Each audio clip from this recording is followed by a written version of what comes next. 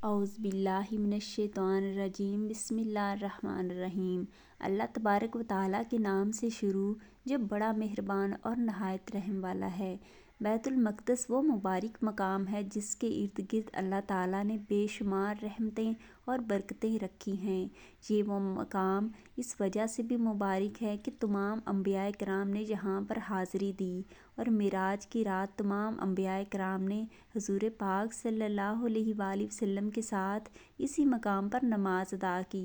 और इस मकाम को ये भी फजीलत है कि इससे ज़्यादा अम्बिया कराम यहीं पर मदफून हैं।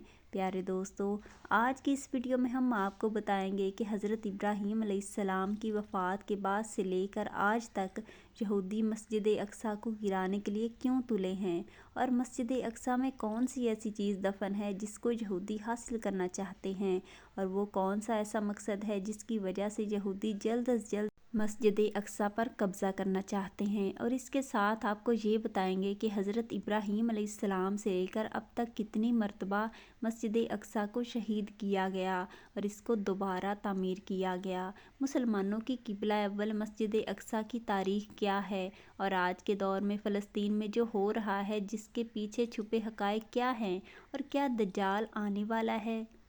इन तमाम सवालात के जवाब कुरान और हदीस की रोशनी में आज के इस वीडियो में हम आपको बताएंगे। लिहाजा आपसे गुजारिश है कि हमारी इस वीडियो को आखिर तक ज़रूर देखिएगा।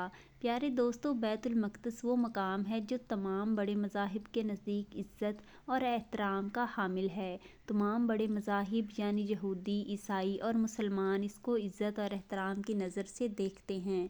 मुसलमानों के नज़दीक ये मकाम इसलिए अहमियत का हामिल है कि ये मुसलमानों का किबला अव्वल है और मिराज की रात आप सल्लल्लाहु अलैहि वसल्लम ने इसी मकाम पर तमाम अम्बिया कराम की इमामत कराई और मिराज का सफ़र शुरू किया।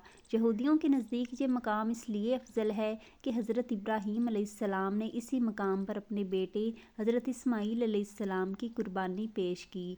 इसी मकाम पर हज़रत इब्राहीम अलैहिस्सलाम ने हेकले सुलेमानी तामीर किया जो कि बाद में तबाह हो गया। और ईसाइयों के नज़दीक ये मकाम इसलिए अहमियत का हामिल है कि यहाँ पर हज़रत ईसा अलैहिस्सलाम की पैदाइश हुई और क़यामत के नज़दीक हज़रत ईसा अलैहिस्सलाम का नुज़ूल इसी मकाम पर होगा।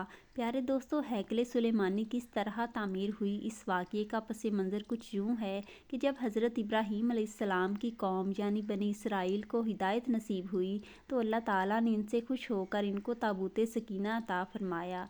ये एक मुक़द्दस संदूक था जिसके अंदर मुख्तलिफ़ अम्बिया कराम के तबर्रुकात थे, मुख्तलिफ़ अम्बिया कराम के इस्तेमाल की चीज़ें थीं। क्योंकि इस संदूक के अंदर मुख्तलिफ़ अम्बिया कराम के तबर्रुकात मौजूद थे, इस वजह से ये संदूक बहुत ही बाबरकत था। ताबूत सकीना हासिल करने के बाद ये कौम हर मैदान में फ़तह हासिल करती गई। अल्लाह तबारक व तआला इनको हर मैदान में कामयाबी अता करते गए। हज़रत दाऊद अलैहिस्सलाम ने ताबूत सकीना की हिफाजत के लिए एक हैकल तामीर करने का इरादा फरमाया। इस हैकले सुलेमानी को हज़रत सुलेमान अलैहिस्सलाम के हुक्म से जिन्नात ने तामीर किया था। लिहाजा हैकले सुलेमानी बहुत ही मज़बूत और ख़ूबसूरत था। इस हैकले सुलेमानी के अंदर ताबूत सकीना रखा गया। किसी भी आम शख्स को हैकले सुलेमानी के अंदर दाखिल होने की इजाज़त ना थी। चनाचा आप अलैहिस्सलाम की और आप अलैहिस्सलाम की वफ़ात के बाद बनी इसराइल की कौम अल्लाह तबारक व तआला की नाफरमान हो गई और गुनाहों के अंदर डूब गई। इस नाफरमानी की वजह से अल्लाह ताला ने बनी इसराइल की कौम पर अपना दर्दनाक अज़ाब दिया, इनको हलाक कर दिया। इसके बाद 500 कबल मसीह में बख्त नसर बादशाह ने यरूशलेम पर हमला किया और हैकले सुलेमानी को तबाह व बर्बाद कर दिया। इस वक्त पूरे शहर के अंदर कत्ल गारत शुरू हो गई। तमाम यहूदियों को कत्लेआम किया गया। इस जंग के बाद जो यहूदी बच गए वो बख्त नसर बादशाह की कैद में आ गए। आखिरकार यहूदियों ने अल्लाह ताला की बारगाह में तौबा की और अल्लाह ताला से मदद तलब की। लिहाजा कुछ अरसे बाद एक साइरस नामी बादशाह की हुकूमत कायम हुई जिसने तमाम यहूदियों को बख्त नसर से आज़ाद करवाया और हैकले सुलेमानी को दोबारा तामीर करने की इजाज़त दी। रवायात में आता है कि इसी जंग और कत्लो गारत में ताबूत सकीना गुम हो गया और बाज़ मौर्रखीन के नज़दीक ताबूत सकीना को बख्त नसर ने कहीं पर दफन करवा दिया था। इस तरह जब हैकले सुलेमानी की दोबारा तामीर मुकम्मल हुई और यरूशलेम यहूदी आबादी हो गए, लेकिन یہ بدبخت قوم کچھ عرصے بعد دوبارہ اللہ تعالیٰ کی نافرمانیاں کرنے لگے تو ان کی ہدایت کے لیے اللہ تعالیٰ نے حضرت عیسیٰ علیہ السلام کو مبعوث فرمایا۔ جب حضرت عیسیٰ علیہ السلام نے ان یہودیوں کو حق کی دعوت دی، اللہ تعالیٰ کی طرف بلایا، تو تمام یہودی حضرت عیسیٰ علیہ السلام کے خلاف ہو گئے اور معاذ اللہ ان کو قتل کرنے کی دھمکیاں دینے لگے۔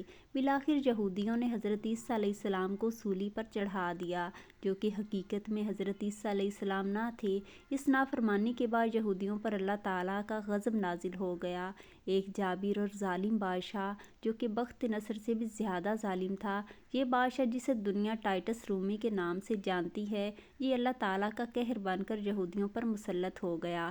اس بادشاہ نے یروشلم پر حملہ کیا، تمام یہودیوں کو صفائی ہستی سے مٹا دیا، تمام یہودیوں کو کیڑے مکوڑوں کی طرح قتل کر دیا، اور جو یہودی اس قتل غارت میں بچ گئے وہ یروشلم چھوڑ کر وہاں سے چلے گئے۔ اس واقعے کے کئی سال بعد جب عرب کے اندر اسلام داخل ہوا اور ہمارے آخری نبی محمد صلی اللہ علیہ وآلہ وسلم اس دنیا میں تشریف لائے، آپ کی برکت سے جب اسلام یروشلم تک پہنچا تو حضرت عمر فاروق نے اپنے دور خلافت میں اسی جگہ پر مسجد اقصیٰ کی تعمیر کرائی، جہاں پر ہیکل سلیمانی تعمیر کیا گیا تھا۔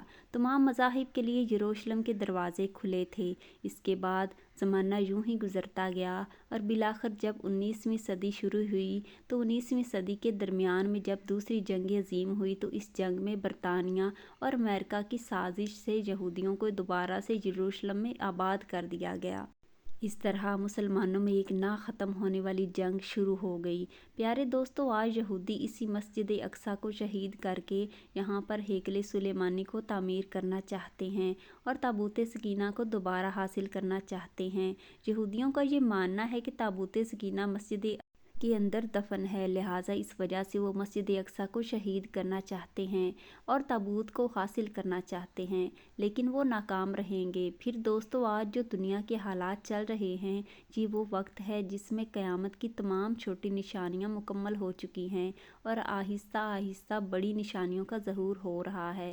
آہستہ آہستہ بڑی نشانیوں کا ظہور ہو رہا ہے۔